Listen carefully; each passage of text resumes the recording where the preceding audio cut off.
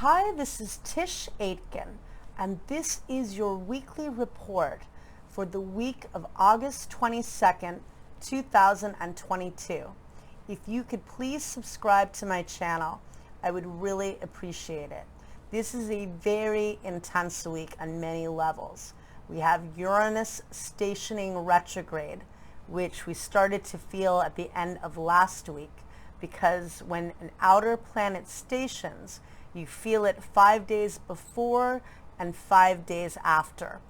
And Uranus is an outer planet that represents revolution, chaos, surprise, enlightenment, brilliance, ingenuity, and disruption. And all of those things at once we can expect this week ahead to have in store. And it can be very magical. It can really be inventive. And Uranus is the higher octave of Mercury. And Mercury is currently transiting in the sign of Virgo, which it rules. And so it's in its dignity. It loves being there. And this week ahead, Uranus has been a key player for quite a while, really in my estimation since the end of April, because we had that solar eclipse in Taurus that occurred on April 30th at 10 degrees of the fixed Earth sign of Taurus, and it was conjunct Uranus, the planet of surprise and shock. And with eclipses, they are like wild cards. They're kind of like Uranus transits. You know, a lot of change will happen in a very rapid fashion, and there could be real revelations and surprises and shocking news. And eclipses can wake you up and shake you up and bring permanent change in your life. And sometimes really exciting events can occur. But that eclipse, I saw both happen. I saw sudden loss, unfortunately, in many cases, because the eclipses were in the Taurus-Scorpio axis. And Scorpio is a sign of death and regeneration.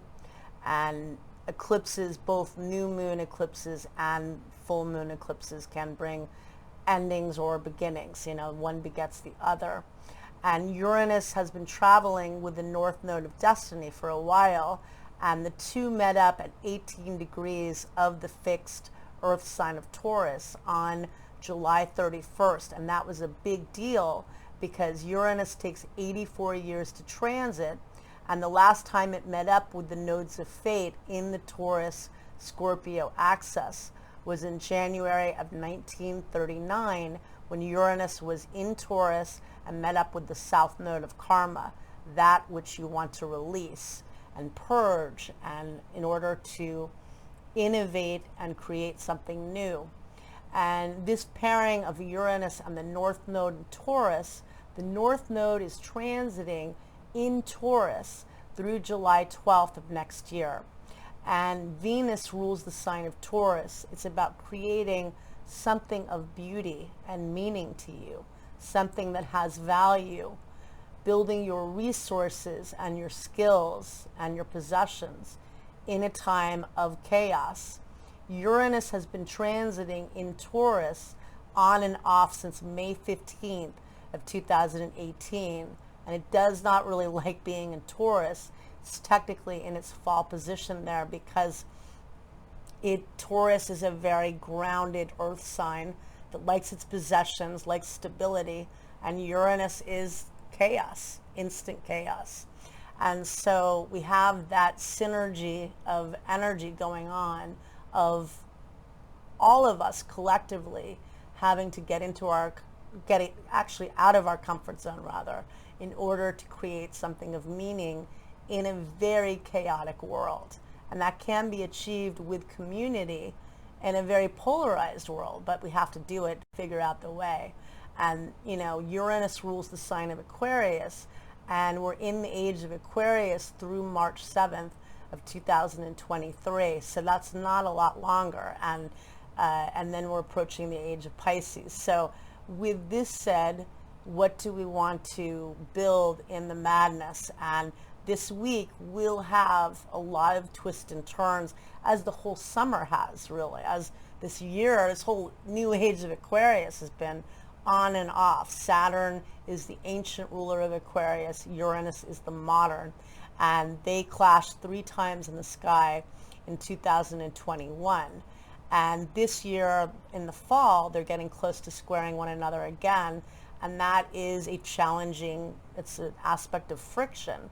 So trying to anchor instability and genius, if that's possible, and it is, but it's not easy. And the thing is, this week we're going to feel the Uranus energy very strongly. So that, again, you know, that can raise your anxiety. Do things that help to mitigate that for you, whether it's listening to music, drinking chamomile tea, burning extra Palo Santo. Maybe I'll burn Palo Santo in my next video. I'll do it. But I need to remind myself to do it because it's really important. I was just in my friend's store and she was burning sage, and it was really nice. It was very relaxing. So I think it's important to do. And so this week, on August 22nd, the sun enters the mutable earth sign of Virgo, and it will be in Virgo through September 22nd. We are in Virgo season now officially. Mercury, which rules the sign of Virgo, is transiting in Virgo, very good for being detail-oriented, getting things done. Mercury will retrograde on September 9th, initially in the sign, but then it will re-enter the sign of Virgo, which it rules. So it's reevaluating relationships and partnerships, and while in Virgo, it will be reevaluating habits, work, and health and daily routines. And so now we've got the sun in Virgo, Mercury is transiting in Virgo. On August 24th, Uranus stations retrograde. That's the big headline act of the week, although it's also the week of a new moon. So Uranus bringing chaos, change, hopefully enlightenment. It can liberate you from things. Uranus represents freedom. Yet while it happens, again, it could feel like a bunch of things collapsing at once around you. And then maybe a while later, you realize that actually that a lot of it wasn't serving you, or maybe it's a challenging time, but you create something new and beautiful in your life. And that's kind of Uranian energy in a sense. And also bringing a lot of illumination and teaching you something. We all need to learn. That's a big part of this journey too, in the new age of Aquarius, is really raising the bar on your skills of what you're learning with technology, which is so challenging and has been extremely challenging for me this summer on my end, because the Uranus energy has been very strong. But for all of us, we need to upgrade our game in business with technology, you know, before Saturn leaves Aquarius, in any field. Obviously, we are in a digital age. We have been. This is bringing it to a whole other level. And this week, Mercury will enter the cardinal air sign of Libra on August 25th, and it will retrograde on September 9th, initially at 8 degrees and 55 minutes of Libra, and then it re-enters Virgo on September 23rd, and will station direct on October 2nd at 24 degrees and 12 minutes of Virgo. So now we've got Mercury transiting in Libra, and that's very much about partnering with others and communication, because air signs, which Libra is, are very much about communicating and bonding through communication. That's how you have a relationship. And then on August 27th, we have the new moon in Virgo. So early that morning, Venus, the planet of love and beauty and what you value, squares Uranus, the planet of surprise and the headline act of the week. And that occurs at 12:34 a.m. Eastern Daylight Time, pardon me, on August 27th. And, sorry, I'm losing my voice now. And on August 26th at 9:34 p.m. Pacific Daylight Time. So that unpredictable energy is also potent with relationships and with values and with financial situations, but it can bring out of the blue opportunities. And then on the day of the new moon, the sun squares Mars at 1:27 a.m. Eastern Daylight Time. that brings a combative tone, and one where you have to get your ego in check. And then the new moon occurs at 4:17 a.m. Eastern Daylight Time at 4 degrees and 4 minutes of the mutable earth sign of Virgo. And this new moon is quite interesting because Venus is getting to the last degrees of Leo, rather. So it's getting close to the royal fixed star known as Regulus, which is between 20, well, I usually do about 26 to 28 degrees, or 27 to 29 degrees of Leo. Now it's 0 degrees of Virgo by precession. But in the 20th century, those born in the 20th century, it was or in the last 100 years, it was at 28, 29 degrees of Leo. So it precesses I think a degree every 100 years. But it's at the royal fixed star known as Regulus, which is really about, rising above through your power and love and passion. It's the king maker and the queen maker.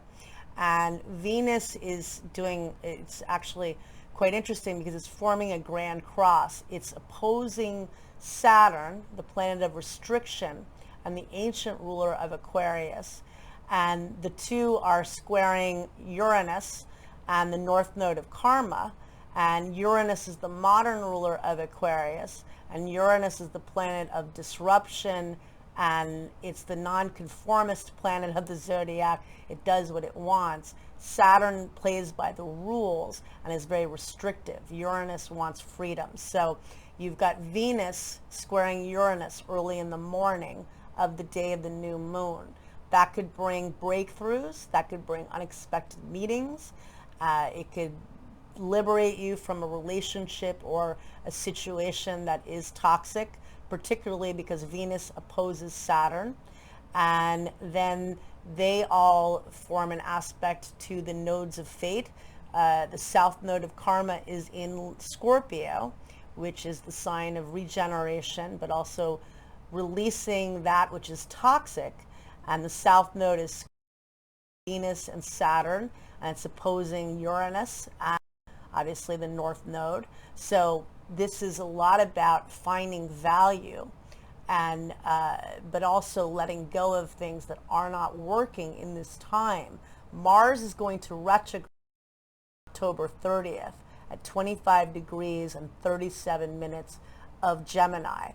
And when Mars retrogrades, that's not a good time for going ahead on new projects. It's a time of reevaluating how you can be more productive, how you can use your energy and time in a more streamlined fashion.